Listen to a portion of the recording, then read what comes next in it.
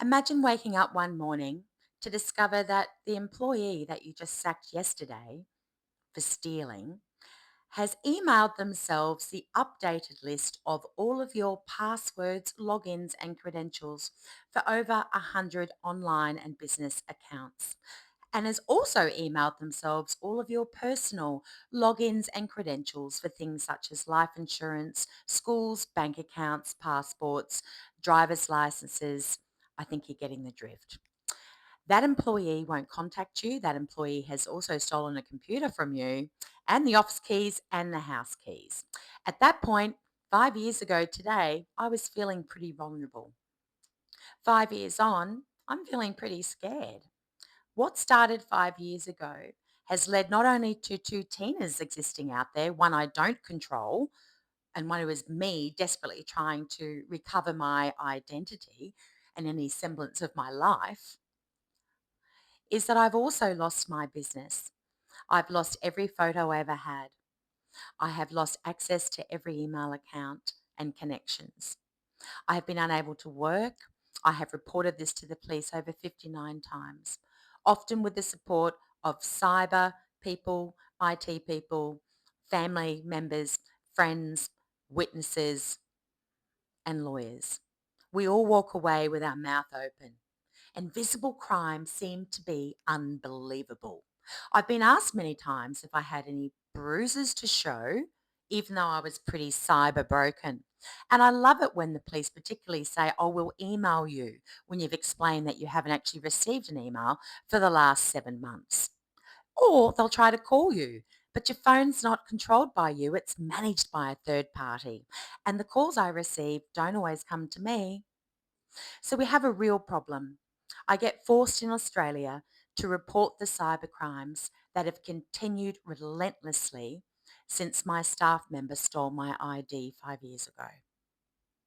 It has now led to not only cyber stalking, where all of my and my family members' accounts are monitored, interfered with, has data removed from it. I also seem to be losing SIM cards. They get swapped all the time. Imagine if you had 29 phone numbers in the last 3 years.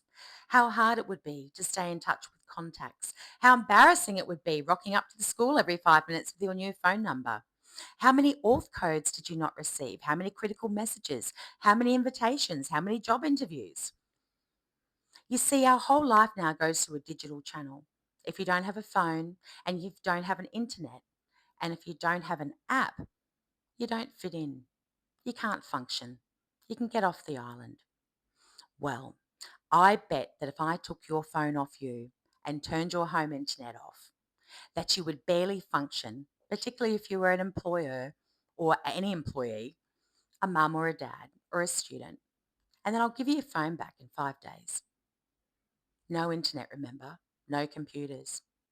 See what you can and can't do. And that's what's inspired me.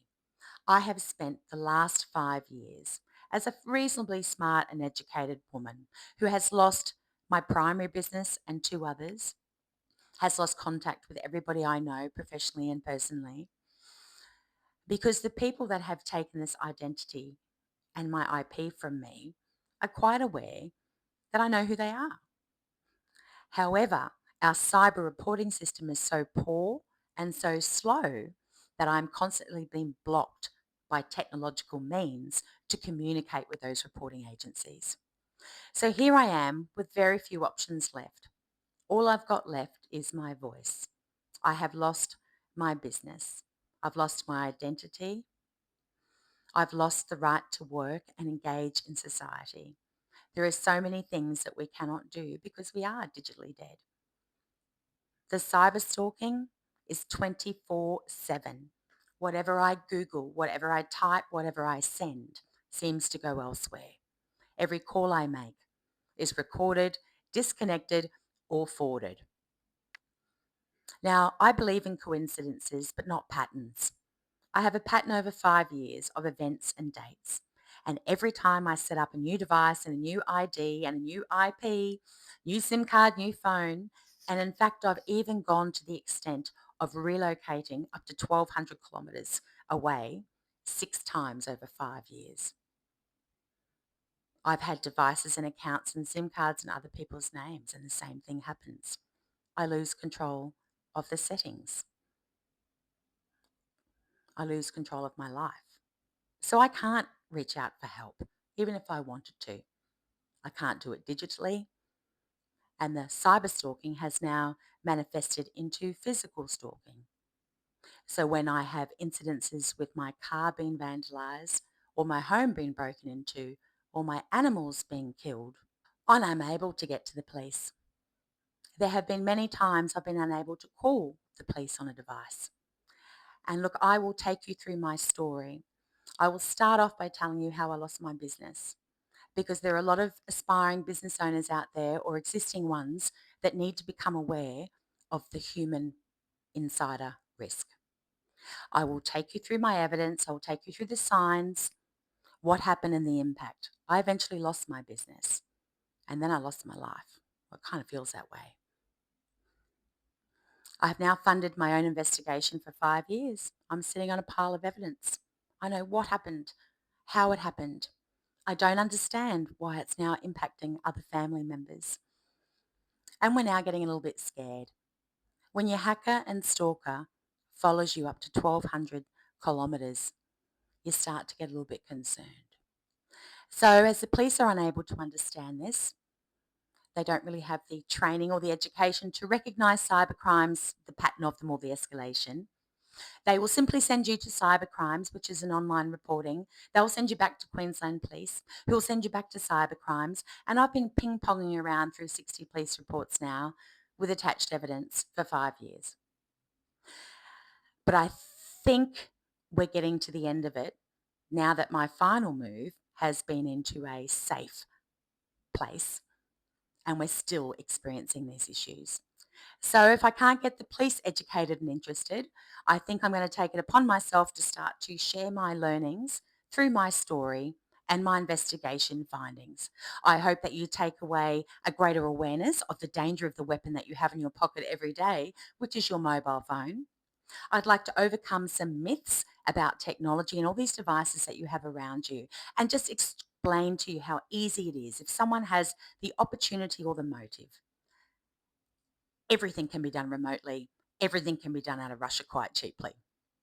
So I'm going to share with you the problem that we have through my experience, how to identify it, the efforts I've made to help myself and others, and ultimately my call to action. Step by step, I'll take you through my story, as well as giving you live updates on my hack attacks, which happen pretty much every day. It's been 2,090 days. It can't be much longer. Thank you. So this is why I'm speaking up now. My hacked ID and me is about my business being hacked, my life, my accounts, and my family members over and over again. It's about my identity. And I want to teach you what your identity is. The most valuable identity you have now is really your email and your mobile number. And if someone controls that, they control your whole life. And me, the impact on me as a mother, as an ex-business owner, as a professional, as a daughter, and as a friend. The impact on me and the impact with not being believed or understood. It's time for me to put a spotlight on these cybercrimes and demonstrate to you how they're happening.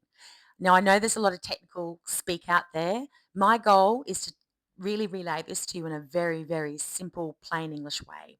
So there'll be some interviews, there will be a lot of very practical examples and pictures so I can help you understand this.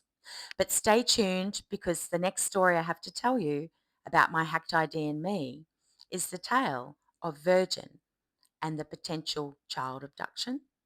We're not sure. But let me talk to you about a huge cyber risk at the moment we have with Virgin Australia and unaccompanied minors. And then I'll continue to take you through step by step my story, my learnings, my takeaway, and my advice.